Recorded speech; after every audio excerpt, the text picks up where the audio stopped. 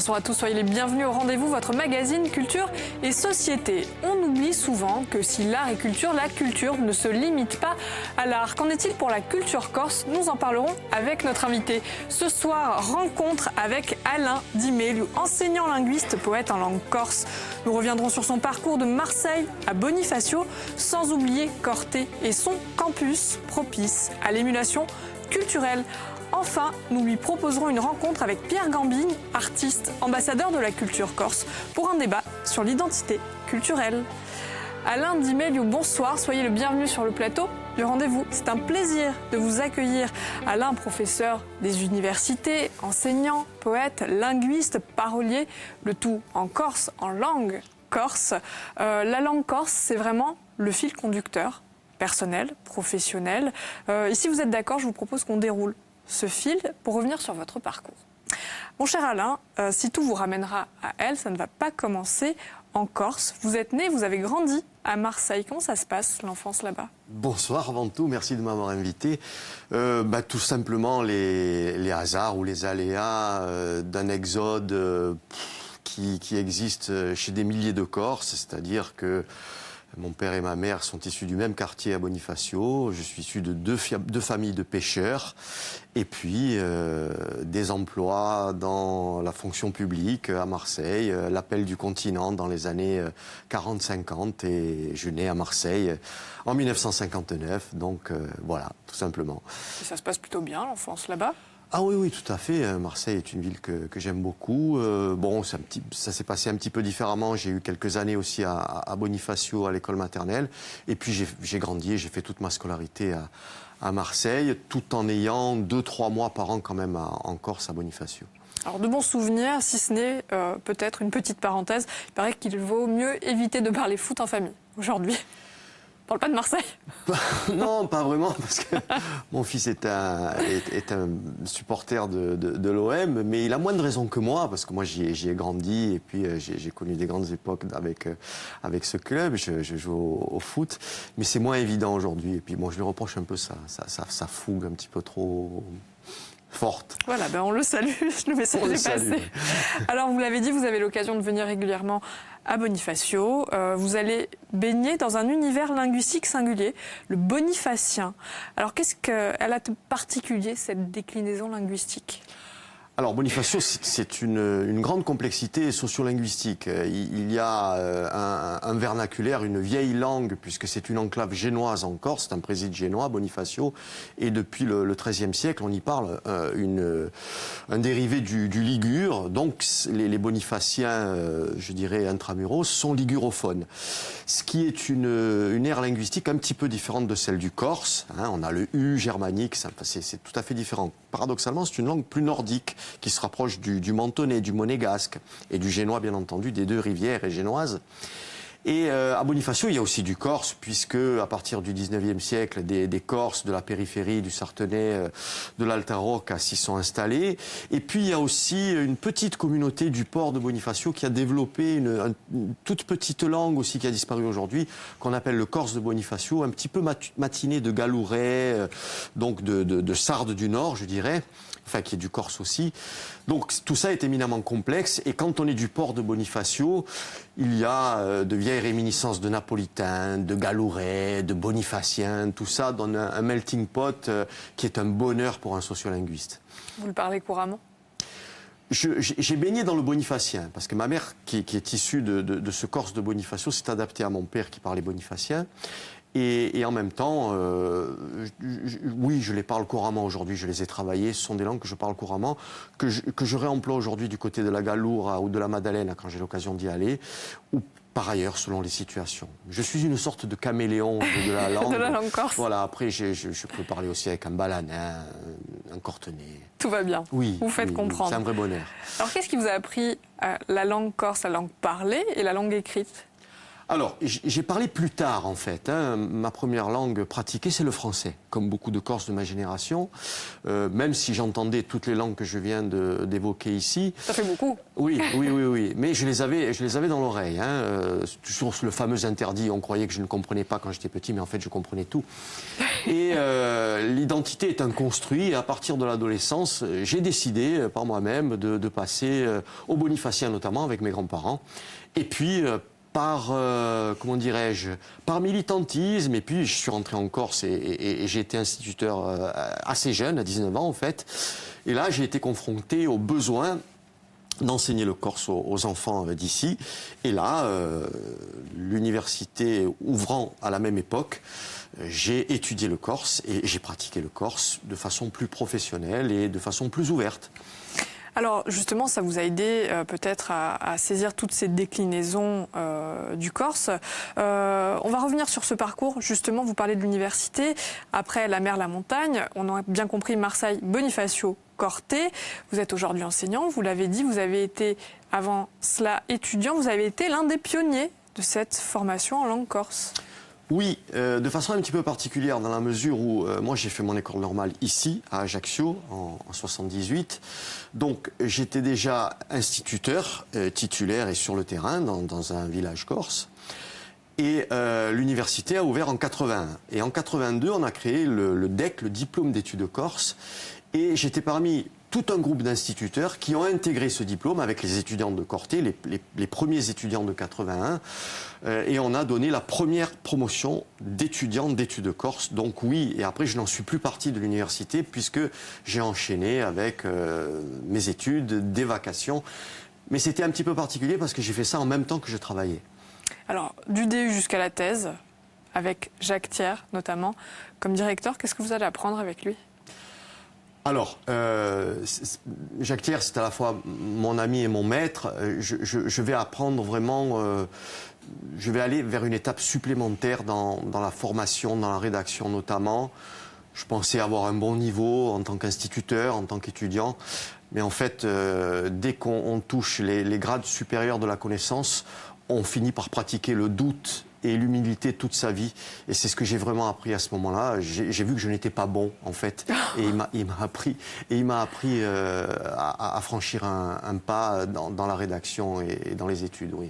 Alors vous parlez de la rédaction, Jacques Thiers, l'enseignant, mais aussi le poète. Est-ce que c'est lui qui vous a transmis cette passion de l'écriture ? On peut dire que oui, aussi. Parce que Jacques Thiers avait cette empathie, cette détection de voir dans les étudiants ce qui pouvait déclencher en eux une passion. Et oui, et dans mes premiers écrits, il a su aussi me dire bon là c'est pas terrible, tu devrais épurer un petit peu et on progresse comme ça par la critique et par le retour sur ce qu'on fait, oui. Il a bien fait, puisque même si elle est arrivée un peu tard, elle a été plutôt productive, cette écriture. Il y a eu les collaborations, elles ont été nombreuses. Jean-Pierre Marcellesi, Atala, Sorgenti, Vocevent aussi, et beaucoup d'autres. Oui, ça c'est la partie parolier. Hein. Je distingue aussi l'activité d'écriture, même si elle n'est pas très prolixe. Là, j'aimerais que ce soit plus abondant. Oui, en chanson, oui, ça a déclanché tout ça petit à petit, hein, en fait, par Jean-Pierre Marcellesi surtout, qui, grâce à des amis à Porto-Vecchio qui ont ensuite intégré Vocevent, ou comme André Fazzi, Jean-Pierre m'a contacté pour avoir les premières paroles et je me suis essayé à l'écriture pour la chanson et depuis je n'arrête plus. Et vous avez bien fait, puisqu'il y a eu des titres emblématiques comme celui-ci, on va entendre quelques notes. Azer, ben oui. Alors, plus de 1 million... 1 500 000 vues sur YouTube. Oui, tout à fait. Oui. Alors, c'est Vocevent ? C'est Vocevent, oui. Qui chante. Est-ce que c'est une forme de reconnaissance, toutes ces vues de votre travail ? Ça fait plaisir. Quand on sait qu'un texte comme Azer ou Au Général, et qui fait 1 million de vues aujourd'hui aussi, toujours avec Vocevent, oui, c'est une reconnaissance parce que être lu, malgré ce qu'on en dit, on peut dire qu'on écrit pour soi, qu'on écrit pour ne pas être lu. C'est faux. On écrit pour les autres et on est toujours content quand on a des retours. Mais même ne serait-ce que quelques personnes qui reviennent vers vous. Ah, j'ai lu ce que tu as fait, 3, 4 comme ça. Il y a aussi cet aspect qualitatif, ça fait toujours dans plaisir. Le partage. Oui, tout à fait. Oui. Alors vous l'avez dit, parmi les titres emblématiques, Au Général, la musique du film Les Exilés. Je vous propose qu'on regarde un petit extrait, juste pour le plaisir.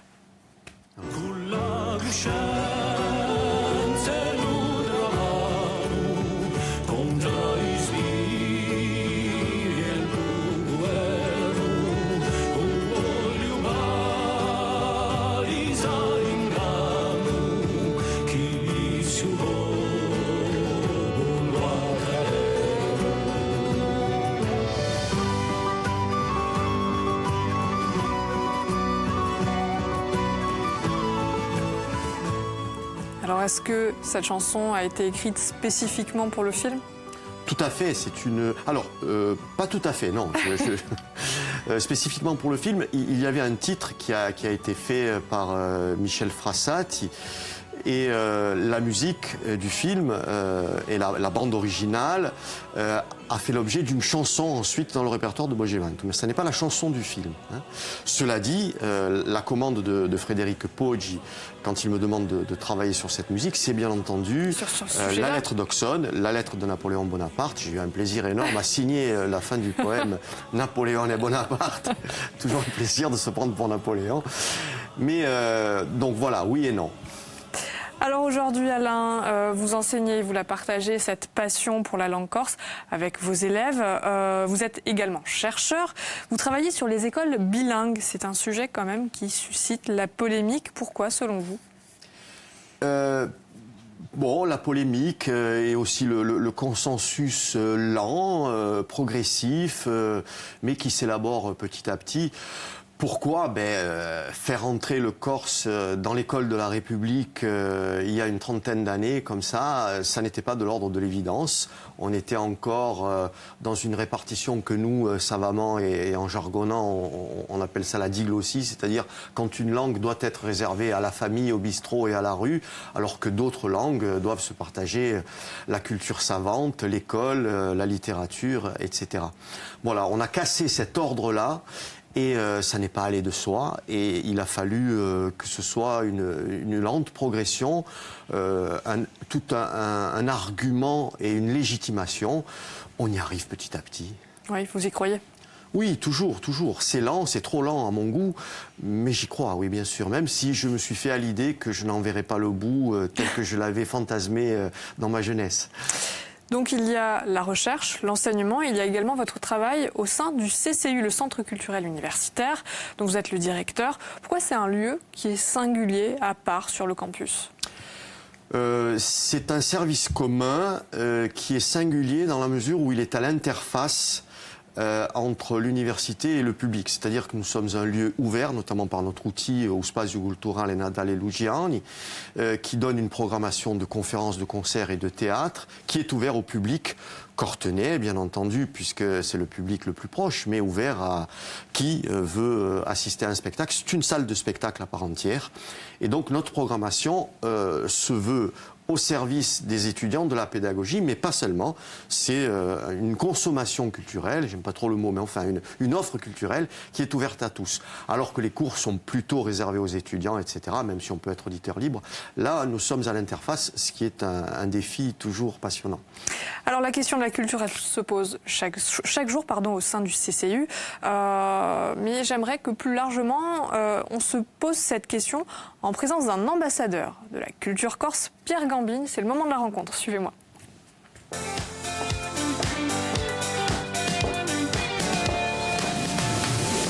Mon cher Pierre, bonsoir. Merci bonsoir, de votre rendez-vous. Merci à vous.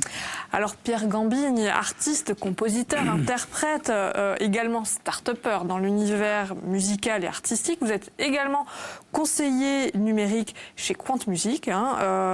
Conseiller artistique et numérique, ouais. Technologie de pointe, de ce point de vue-là. Est-ce qu'on peut considérer que vous avez une vision globale du potentiel de la Corse, de la langue corse sur l'île, mais aussi à l'extérieur, ses points forts et ses limites ?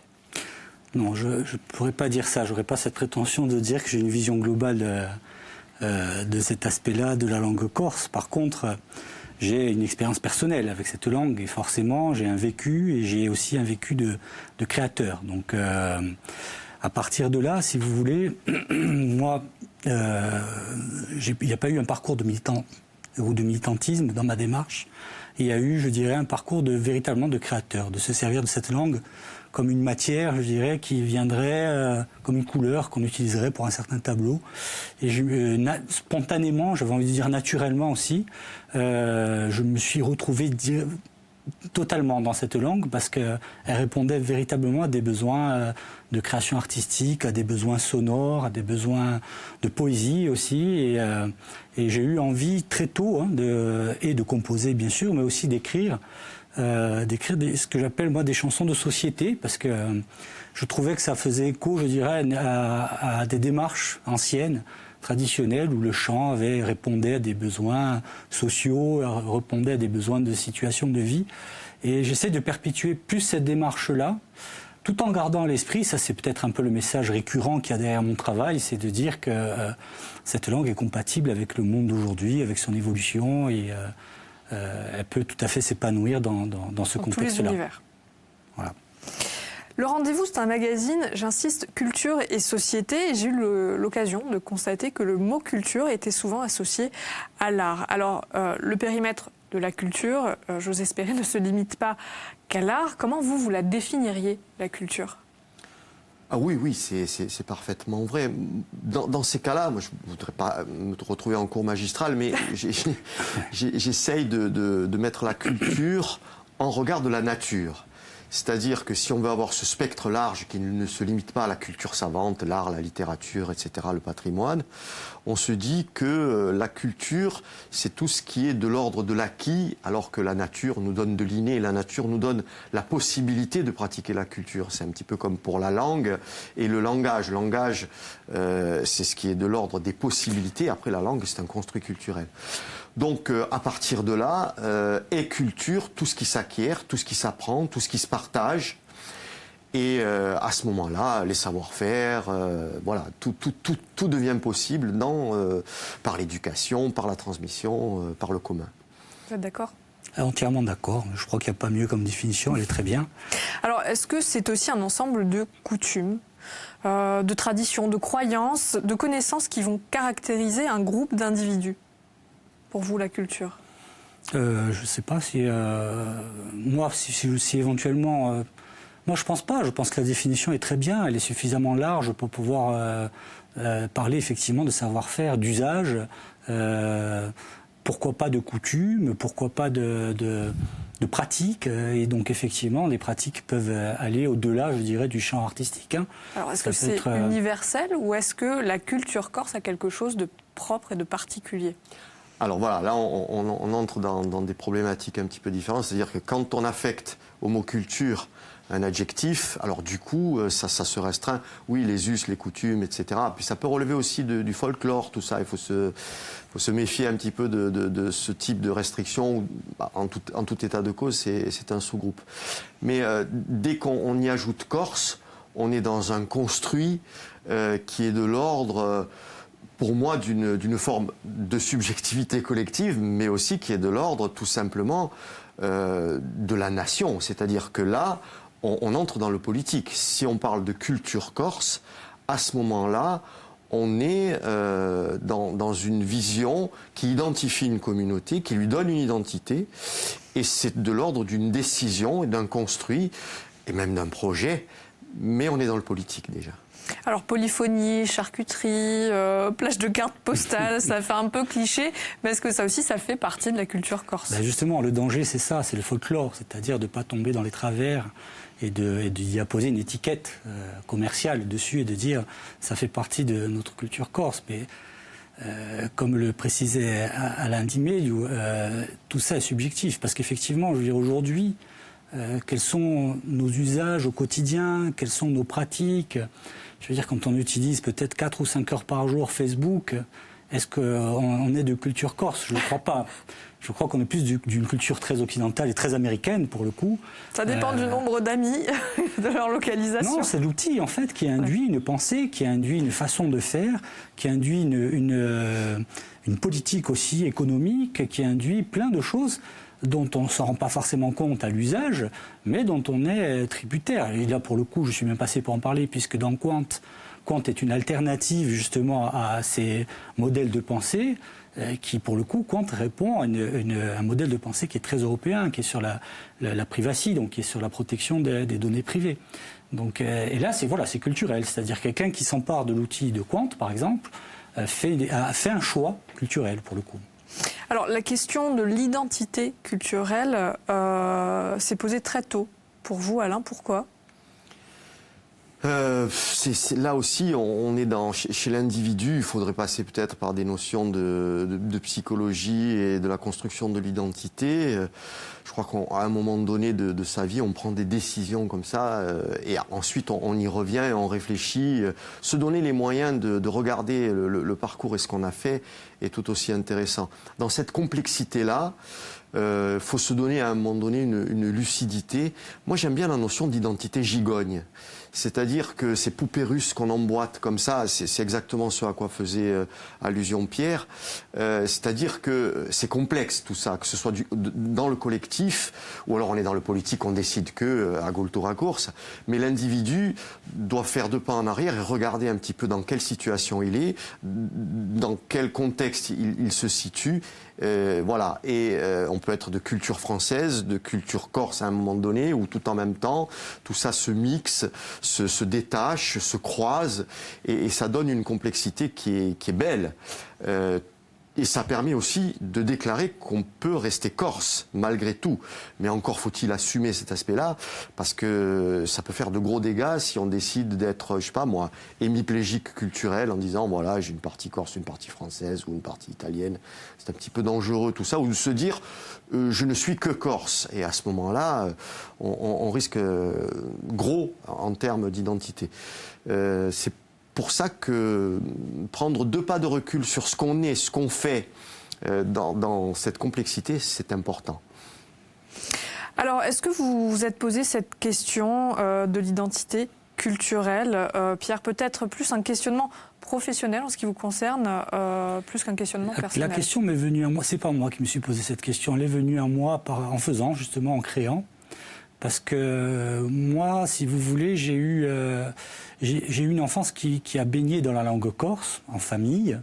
J'ai entendu même chanter éventuellement mon grand-père ou jouer de l'harmonica ou de la guimbarde avant même d'entendre des albums de Canta, par exemple.